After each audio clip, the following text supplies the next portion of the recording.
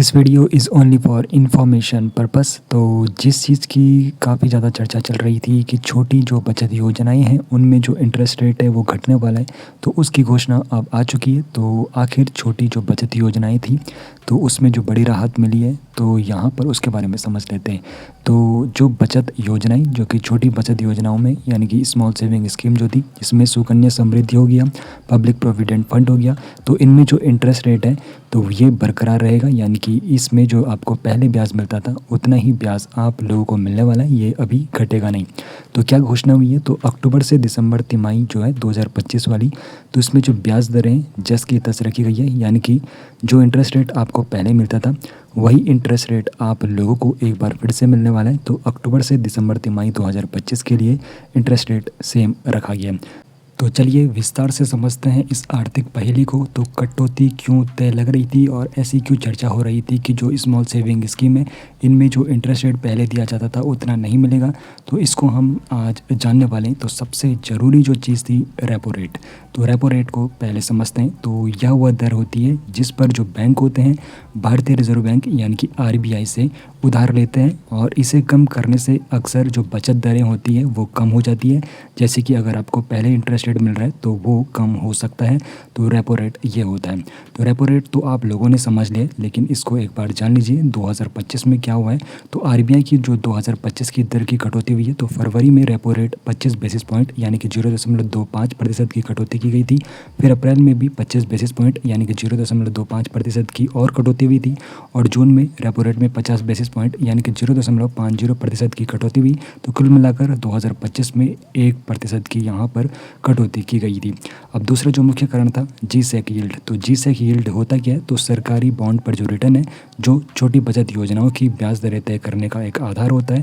तो ये भी यहाँ पर काफ़ी मुख्य भूमिका में था। तो सरकारी बॉन्ड पर रिटर्न छोटी बचत योजनाओं की ब्याज दरें जो यहाँ पर आपको जो इंटरेस्ट रेट मिलता है उनका एक आधार माना जाता है, और इसकी वजह से काफ़ी चर्चा थी कि जो बचत योजनाएं हैं उनमें आपको इंटरेस्ट रेट कम होता हुआ नजर आएगा।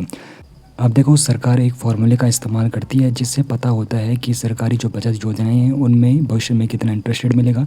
तो उस फार्मूले के अनुसार पिछली तिमाही की जो औसत के आधार पर PPF की दर थी उसमें लगभग 6.66% होना चाहिए था, लेकिन सरकार द्वारा दी जा रही वर्तमान जो PPF की दर है 7.10% है, जो फार्मूले से कहीं ज़्यादा है। तो यहाँ पर सरकार ने जो निवेशक है छोटी बचत योजनाओं में जो निवेश करते हैं तो उनका यहाँ पर विशेष ध्यान रखा है।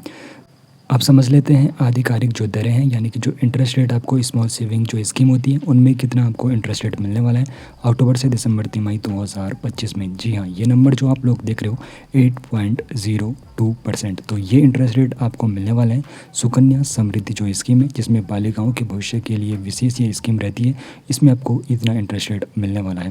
तो यहाँ पर शानदार जो रिटर्न आपको मिलेगा सुकन्या समृद्धि योजना और सीनियर सिटीजन्स जो सेविंग स्कीम होती है वहाँ पर अभी सबसे ज़्यादा आप लोगों को इंटरेस्ट रेट मिलने वाला है यानी कि ब्याज मिलने वाला है। और भी कई स्कीम है जिनमें आपको अलग अलग इंटरेस्ट रेट मिलते हैं, तो देख लेते हैं कितना इंटरेस्ट रेट मिलता है। तो सबसे टॉप पर सीनियर सिटीजन सेविंग स्कीम और सुकन्या समृद्धि खाता योजना जो है उसमें 8.20% मिल रहा है। उसके बाद नेशनल सेविंग सर्टिफिकेट में 7.70, किसान विकास पत्र में 7.50, 5 वर्षीय टाइम डिपॉजिट में 7.50, पब्लिक प्रोविडेंट फंड में 7.10% का इंटरेस्ट रेट मिलेगा, और 3 वर्षीय टाइम डिपॉजिट में 7.10% का इंटरेस्ट रेट मिल रहा है।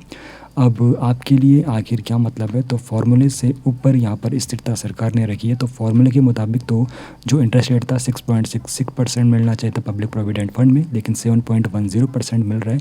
तो सरकार ने विशेष ध्यान रखा है उन छोटे निवेशकों का जो अपनी बचत योजना इन स्कीमों में लगाते हैं। अब देखो सरकार बाजार की स्थिति और निवेशकों की सुरक्षा का भी विशेष ध्यान रख रही है, जिसमें निवेशक अगर छोटी बचत योजनाओं में निवेश करते हैं तो उनको सेम वही रिटर्न रेट मिलने वाला है, इंटरेस्ट रेट मिलने वाला है जो पहले दिया जाता था।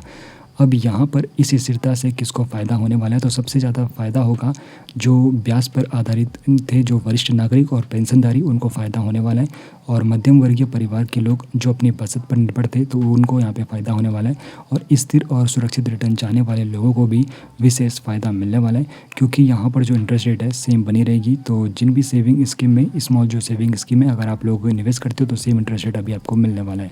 तो इस तिमाही के लिए यानी कि अक्टूबर से जो दिसंबर तिमाही 2025 न्यूज़ वाली है, छोटी योजनाओं पर आपका जो रिटर्न है सुरक्षित और अनुमानित है, यानी कि जो रिटर्न आपको पहले दिया जा रहा था वही रिटर्न आप लोगों को अभी दिया जाने वाला है, इसमें कोई भी बदलाव नहीं हुआ है। तो पहली जो काफ़ी चर्चाएँ थी उस पर अब पूर्ण तरह से विराम लग चुका है।